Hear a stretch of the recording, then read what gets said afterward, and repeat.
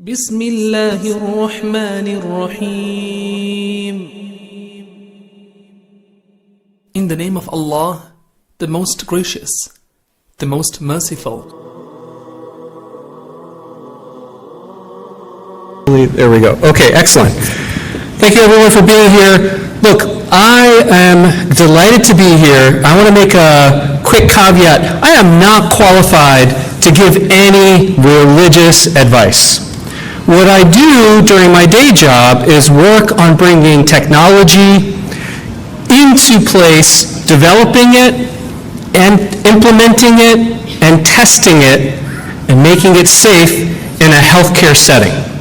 And in that process, I've learned a couple of things about AI. We're using a lot of AI. I work at one of the major healthcare systems in the Atlanta area, and I thought it'd be fun to share some of the lessons learned.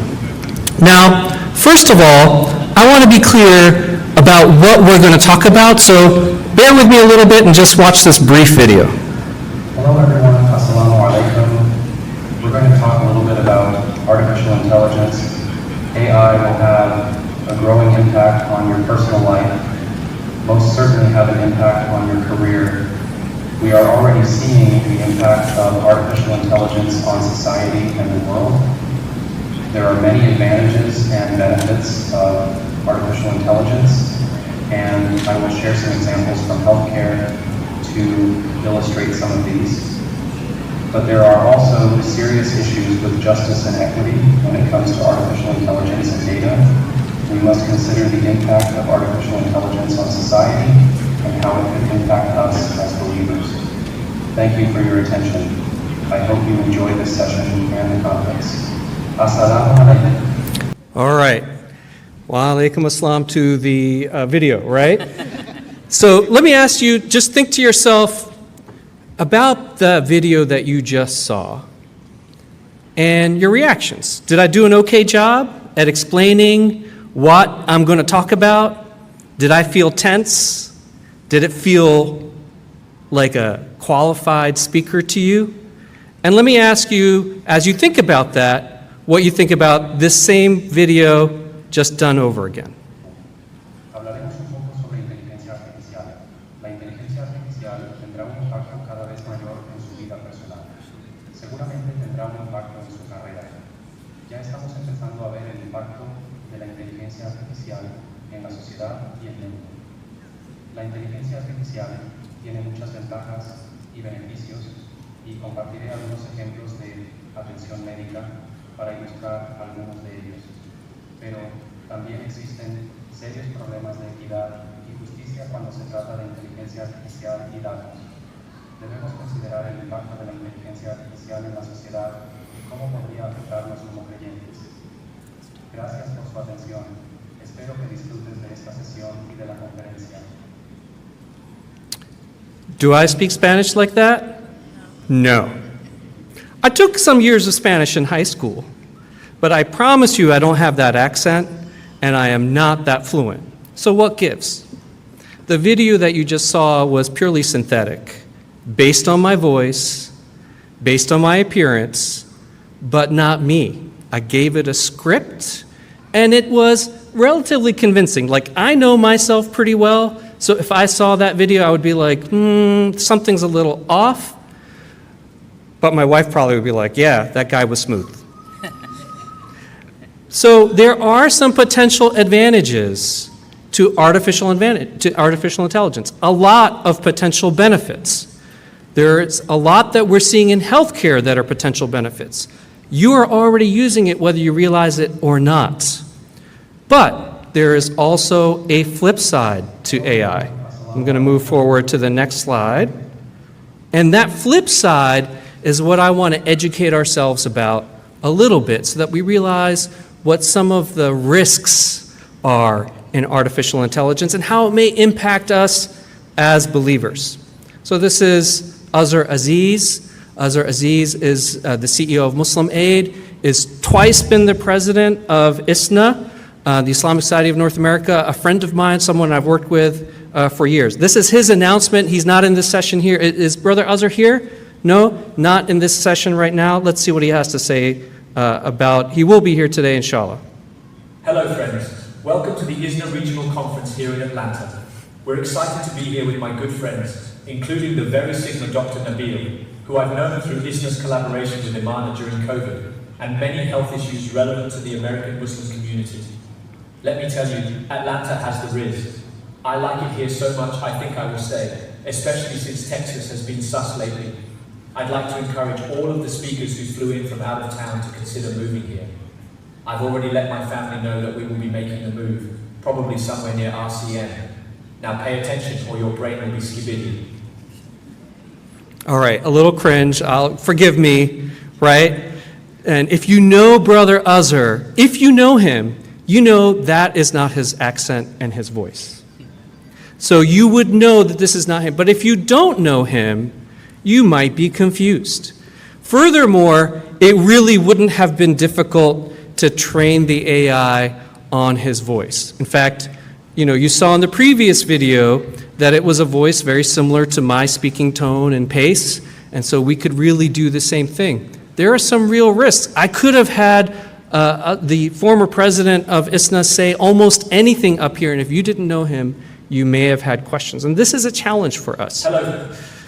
Now, back in the day, you didn't have to worry about the onslaught of information that we're faced with through social media, on our phones, through the web, through commercials, through advertisements. Our brains are not well equipped for this onslaught of information. But those days are over. It's a necessity for us to be dealing with media and this degree of information, and in that is a risk. This talk is not going to be about the scientific basis of convolutional neural networks or transformer models and attention. It's not going to be about the evolution of natural language processing. It is going to be about decisions that we make as individuals about how we interact with these tools, because these tools can be good and these tools can be bad, depending on how we used it. Now, I'm in healthcare, I mentioned that before. ChatGPT passed the US medical licensing exam. This is from March of 2023. People study years to pass this exam, and they don't always pass it, but ChatGPT passed it. Will we have physicians that are AI? Are physicians already using AI? I'm a radiologist. ChatGPT passed the radiology board exam last year. Funny thing is, there were no pictures on this exam. If you know anything about radiology, you would know it's mostly about looking at an image and figuring out what it means. So it's curious to me how it passed this exam. In our practice, in the practice that I'm a part of, we are currently using AI for at least half a dozen uses. In the system that I'm in, there's many initiatives right now to use AI more. We use AI right now to detect hemorrhage in the brain, to detect blood clots in the lungs. See this little dark spot right here, this little triangle? That's a blood clot in an artery in someone's chest. That, if it breaks loose, will kill them, potentially. In our practice, hundreds of thousands of CT scans are looked at by an AI for intracranial hemorrhage, for blood clots in the lungs, and there's a shortage of physicians who can interpret these. So it could sit on a list for days if you're going to wait for a human to get to it, but the AI will alert them. Hey, look at this one first because there's something serious on it. This is an advantage. This is a real benefit to AI. So I'm not going to be an AI doomer, right, who's just going to say this is bad, we're never going to use it. There are real benefits. We use it also for stroke. So when someone comes in and they're getting a CT or an MRI, there's a number of algorithms that look at those scans to rapidly detect stroke, notify the stroke team, get people into action, because the quicker they can get that blood thinner, that clot buster, the more likely they are to save brain function. And furthermore, we ask the system to notify us when we ignored it. So it'll actually send us emails automatically and even tell us here, this red spot, the saliency map, is where we thought the AI was. Is it always right? Not at all. Our physicians give us feedback every day. It missed this, it overcalled this, it undercalled this, and that's an important part of working with the AI. If you come to one of our clinics, there's a very good likelihood that one of the doctors in our system will be like, hey, I'm going to record this session that we're talking to each other, and then later there will be a transcription of that session and an automatically generated summary that the doctor or the nurse practitioner will be able to use to get their note done more quickly. And there is in pilot right now, if you write an inbox message to your nurse or doctor's team, there's a good chance that they'll be using an automated response system to pre-draft. They're still responsible for the final content, but to help them draft the response to you. But we are finding that there are issues with all of these. I mentioned already for the imaging applications where we're using computer vision, it makes mistakes. It calls things that are not always there. Sometimes it misses things. What we found in the clinic settings is that it doesn't have eyes. It doesn't really know what's happening in the room. So it was, for some time, assuming physical exam components that weren't always being done, and frankly, wouldn't have been relevant. If you come in for pain in your knee, it may not be necessary to do a full neurologic exam, but the AI model did not know what was being done, and we had to take action to make sure it matched what was happening in the real world. And this is not just in healthcare. This is the truth, frankly, when it comes to all of these large language models, generative AI. It doesn't have a real world model to understand what's really happening. There are also issues around bias and fairness in AI. There are issues around the ethical use of data to train it. In our case, patient privacy. But if you just go ahead and cross out healthcare, patient, or clinical, these issues are true of AI in any domain.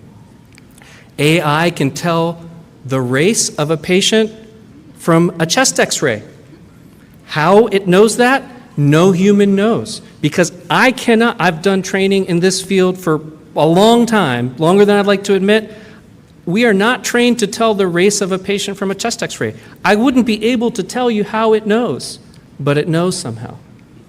That means it's really difficult to de-bias the data that goes into the training, and we need to take extra effort to make sure that there are no groups that are adversely harmed by it. We know this has happened in other fields in the criminal justice world. AI disproportionately recommended higher sentences and bail amounts for African American males compared to white males that had the same exact crime. So we know this happens in other areas. ProPublica came out with an expose on this a couple of years ago. We're trying to make sure we avoid that in healthcare. We need to make sure that our data is not used inappropriately as well. Remember a few years ago there was this great Salah app. It knew where you were, gave you the perfect Salah time. It gave great lectures. And I was like, how is this app so much better than all the others? Well, you know how? Because they were selling our data to the government, and all that money was going back into the app. Maybe a data justice issue, because Muslims may not want all of their data, location data, etc., going to the government. AI becomes racist very quickly, becomes Islamophobic very quickly, anti-Semitic, etc. It is a particular challenge for those who are digital immigrants. Many of you are grown up with a device in your hand. Many of you are still adjusting, have an accent, so to speak, in the digital world. And for us to know what's real and what's not real is an ongoing challenge.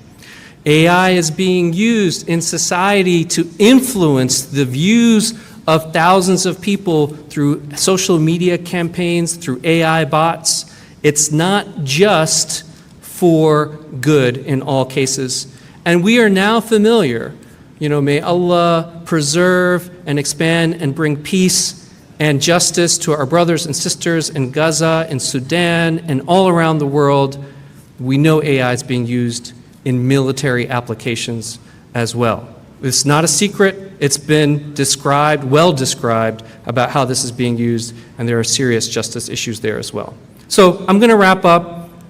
AI is useful. It can save lives, but it lies. And when it lies, it's extremely confident in its lies. You would not know. So you can't trust it blindly. Its capabilities mimic a confident expert. So what's the so what for us? Our insulation, our protection from all of these issues is that we are grounded in belief, and we are based in a living community. If you have questions about what's happening on the ground, you can talk to your brothers and sisters in the schools, in the masajid, in the community centers, on the street. That is your grounding in community that keeps us insulated. What are people really thinking? What is our North Star?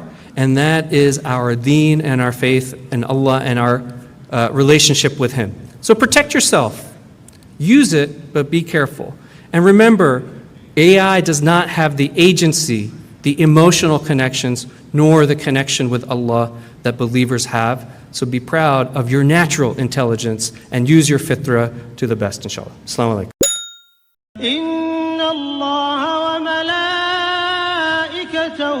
يصلون على النبي يا أيها الذين آمنوا صلوا عليه وسلموا تسليما